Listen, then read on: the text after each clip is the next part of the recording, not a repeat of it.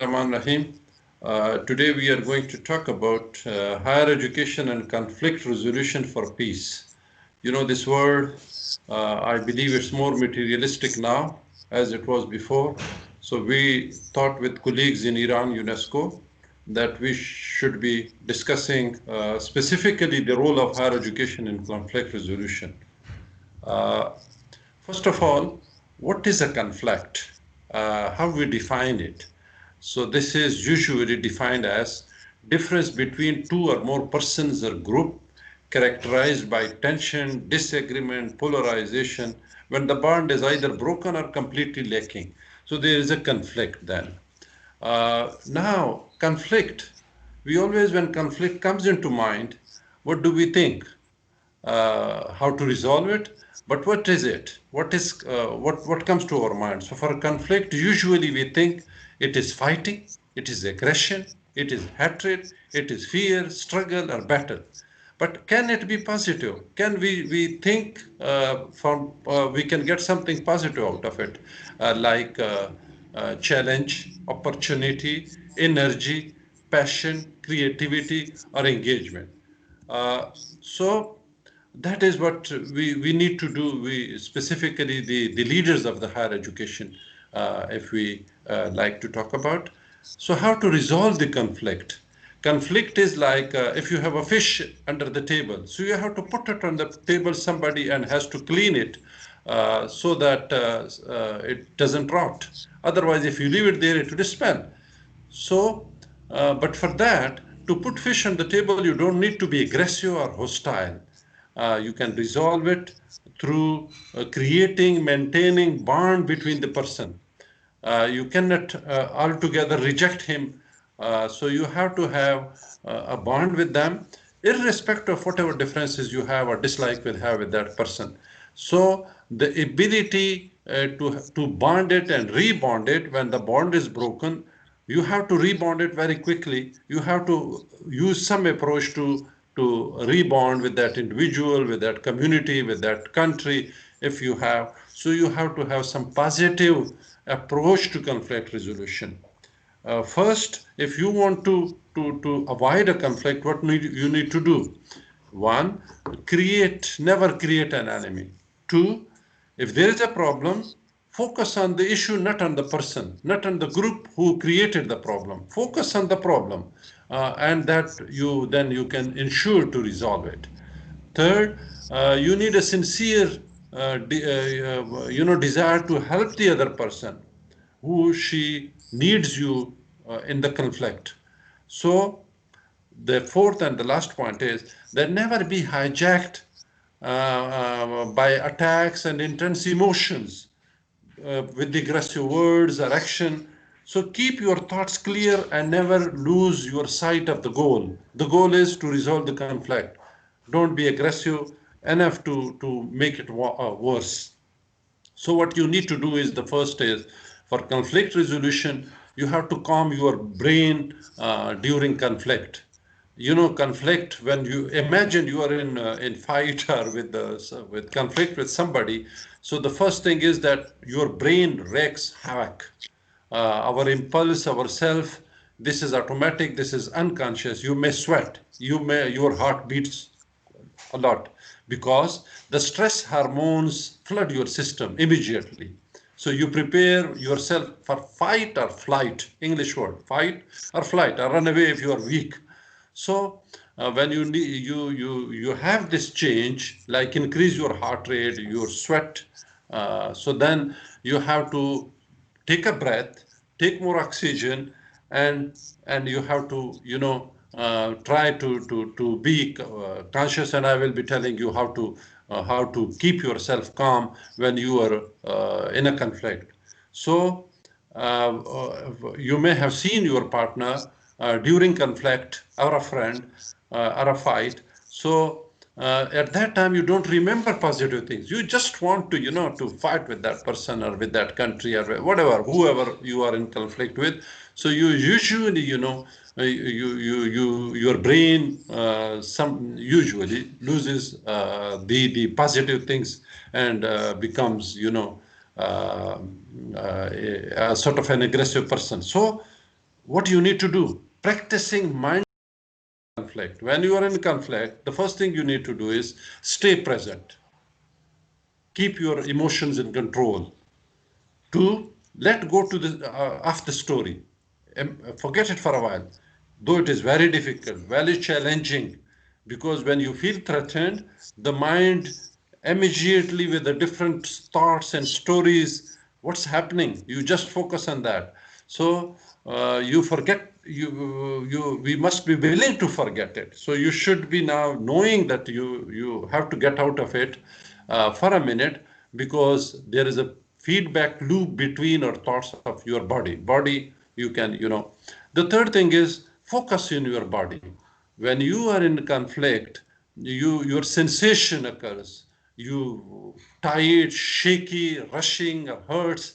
So that is that you are very unpleasant at that time, more intense sensations. So you have to focus on your body, you have to control your body. Finally, breath. Take a deep breath, release it. Take a while, be calm. So that is that if you take a while, you take a breath repeatedly with intervals, eventually you will return to yourself, and anger becomes clarity and resolve, sadness leads to compassion, and jealousy becomes fuel for change. That is that you need to be that.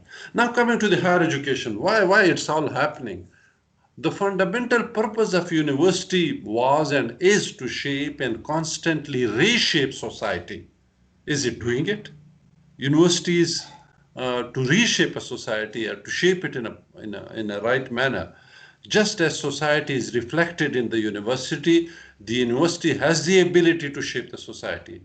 It does this through the knowledge it produces, but much more by the habits of the mind that it instills in the students. Character building, change managers, producing change manager, they understand all this. So we must only focus on how we teach science, but also how much science we teach, but importantly, what teach beyond science. Yani my duty is to teach science, but what beyond science? As a human, making him more humane world, especially in how the humanities and social sciences are incorporated, how it can work together. So you have to balance science, religion, society, but you have to produce more good human, uh, and that is that specifically in Muslim countries, a major challenge before universities in the Muslim world is that they often reside in society and still view science in civilized terms. Why it's all happening? To be very candid, we lack quality leadership now. Specifically in developing world, the leaders of the higher educations are really, I will be telling you what is it and why is it. And that the basic reasons are selection, whether it's at the vice chancellor level, at the lower level, head of the departments, that we don't see that, we are influenced with the people. We see more as a scientist, but not as a good human, and how they will bring the society change in the society. So we think the university only produces knowledge, papers, publication, impact factor, economy, money. We're all in the material world. But what about character building, change managers, good humans producing to the society? So that is, we never teach the students. I'm frankly speaking, in my country, we never teach students, our young faculty, to make them good change managers and how to handle conflicts. So that is where we need. So if you look at the world, even academicians versus material world. So why I say that university needs strong and responsive leadership, because if you look at the university teachers, the scientists, they want to be specialized like a computer scientist, a biologist, a genetic engineer, a biotechnologist, but they rarely think to be a very good teacher, known as a spiritual leader, known as a change manager. So our problem is that these features of academic life is we need dispersed leadership used to encourage positive features of the academic culture. And we need people who could conceptualize it as a process of guidance and development as well as direction. So we just only don't need good scientists, good computer specialists, but we need good humans and good change managers. So when I say the leaders, but many of the leaders really sometimes they themselves create toxic culture, whether it's a university, whether it's the world. I'm sorry to say, they usually I when once when I got a Vesina Prize Iranian from UNESCO, I said I wish to see the world leader to be more humane.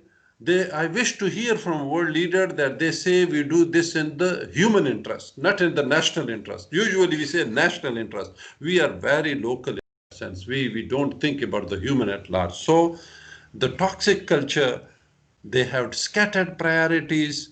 They be many things, but unhealthy rivalries with others, competition. We don't have cooperation and collaboration. So that leads to unproductive conflict, and that leads to that is that we are in conflict with thinker. We don't produce good things. So uh, what usually say is when I was a student, we used to say that one of my teachers used to say, a great mentor is hard to find, but difficult to leave and impossible to forget. If you are a good teacher, if you have made difference in the lives of the others, please remember they will always remember you. They can. I still remember my primary teachers even. So there are, I will say, few qualities in the memorable leaders. Number one, integrity, authenticity, humility. The leader always aim to serve others rather than be served. So they are very humble. Empathy, they play a critical role in one's ability to be a successful leader. They wish they see their students go far beyond than even the teacher. And they have good communication skills. They possess a high emotional intelligence. They know how to produce change managers. They are inspirational. They usually use well done, shabash, good teamwork, you are the best. I trust your judgment. Please go ahead. They have these words, they inspire the students, their followers. So, if your action inspires others to dream more, learn more, do more, and become more, you are a leader. Otherwise, I'm sorry. Managers are forgotten, but true leaders live in the hearts and minds of the followers. So, you need to be a true leader. So, leadership in a time of crisis, how they behave when there is a crisis in the country, like today we have this crisis of pandemic. So, leadership is tested usually during the crisis, how they behave, how they act. They have confidence, they have honesty, they are decisive, they are adaptable, they can control the chaos, they exercise caution, they always stay positive. Look at the social media, what kind of information we are having in this crisis. Believe me, pseudoscientists, the information that they have are really sometimes mislead the people. So here is our responsibility of the true leader, that they have to be good in that sense. So uh, what we need to do is that in China they say that the education place is a clean place, and a real honor of a professor being motivated not only by money, rather than by excellence in teaching and research and service to their student and society. Not by money, but by excellence in research, teaching and research and service to the society. So that the same spirit is to be found to a greater or lesser degree in other systems. They are also more towards money, more towards. So there is that we need to really have the universities are now having pressure, the word to increase. They want more money because they are in financial. Every organization needs more money and more. They focus on the money, and they really try to bring change. So when you engaging in conflict resolution, you have to have two principles. Number one, people separate people from the problem.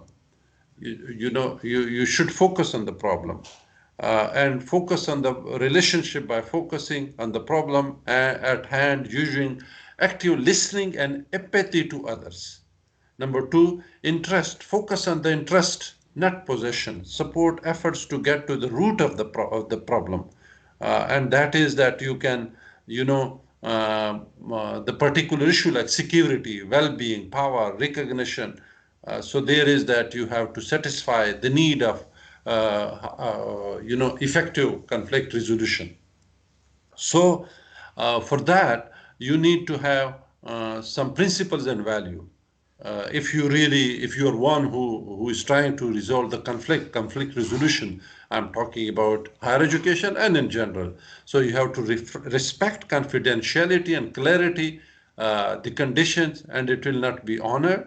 Transparent discussion of each party is expected, and you have to keep the confidentiality. Two, the basic principle, refrain from doing harm. No action should be taken by conflict management practitioner that may harm other. So you think about them, and provide alternative options. For example, the students conflict, the faculty conflict, and the others. And you have to manage biases, that if you have to be, what we call it, that you yourself should not be biased with any party or with any group. So that is the final is ensure independence. You have to be above the board. When you try to manage conflict, and you try to do the conflict management. Now I'm talking about, I did a little bit about the current pandemic and the leadership. Like this disinformation and epidemics. Earlier, there were countries, they were labeled, some of you may be knowing biotoxin weapon convention, BWC, UN, that biowarfare or we were worried about, that we may have biowarfare with the country. Now, they invest, the hostile country invest money through social media to other media, and you don't need to have a weapon deployed, but you can take this today's like pandemic and spread it more with the disinformation, with misinformation, and two, people are getting more money out of it. The companies. Someday you will see on social media, oh, this medicine is good, that medicine is good, and all of a sudden that is not true. So there is that we have to be really now this biotechnology, biology, and coupled with the modern this IT, IT, information technology, and biotechnology. They have causing the fear and terror and economical and political disruption, the civil unrest in population, political ideology, and religious goal. They spread it through this. So that is where we now to really have to be very careful. Like anti-vaccine movement, for example, people spread rumors about vaccines. It happened in U.S. measles. It happens in Pakistan, Afghanistan with polio vaccine. So that is that misinformation, that's a sort of a biowarfare that they are doing it. And MIT had a study that how this social media is used for fake news, for example. And they say lies spread 70% more retweeted than the truth. Truth takes 6 times longer time to be soon than the lies. So humans are more likely to spread the fake news rather than the correct news. So that is that we really have to be thinking about it. So here is that we need a leadership, that leadership role in defining right from wrong, that Hippocratic oath defines do no harm for the medical profession. So that is that we all scientists have to take an oath of doing no harm to the society. Uh, and we can collectively understand the difference between the helpful and the harmful.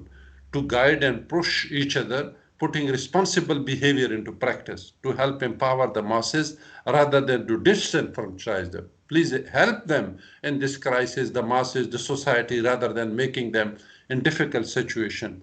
So we need to make sure that the change that is coming is the one we all want to see, a positive change, that we live in harmony, in peace with the world. I call it color blind commitment, without religion, caste, color, language. So we should be helping the humanity. There is a very